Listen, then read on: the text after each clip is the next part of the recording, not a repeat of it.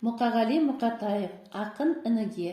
Шоқтығыңа ер батқан, қойқаңдаған, мен бір бәйек жорғамын бойпаңдаған. Күлесің-ау, күлесің сайтан бала, сен айт менің ойымды айталмаған.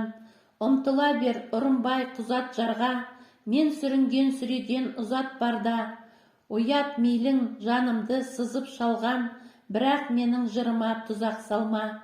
Жырым менің жалғызым жан дауысым жақталған ар намысың.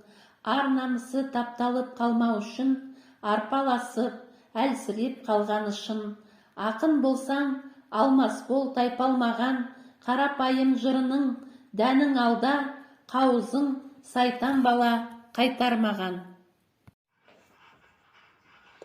Мукагали Макатаев прожил недолгую, но яркую творческую жизнь. Больше 30 лет он провел в родном Карасазе. Последние 10 лет его жизни, исключая 2 года учебы в Москве в литературном институте, прошли в Алмате. Друзья и современники ценили его оптимизм, жизнелюбие, постоянный поиск. Он искал слова, писал Ануар Алимжанов, которые бы полнее выражали смысл жизни, суть труда и дел нашего поколения. И он сумел найти такие слова. Добротой наполнены его строки, добротой и любовью к человеку. Мұқағали Мұқатаев, тамашада. Ата-ана, аға жеңге қуаныш тамашала, қуаныштың біреулер құтын алса, құтқарыңдар құрғырдан арашала.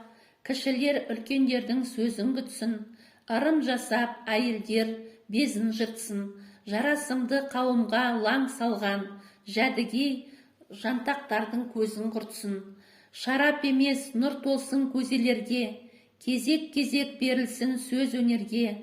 Ақын шығып алдыңа еркелесе, айналайын ағайын безе көрме. Төңілімдер ақынның қылығынан аумайтын құлынынан, армансыз бір араңда асыр салып, жыры қуған, батшағар жыны қуған. Сен бостандық ақынға бер төрешім, еркелесін еріне еркелесін. Інішек үйдің сыртын шолып қайтшы, жәдігей жантықтар кеп өртемесін.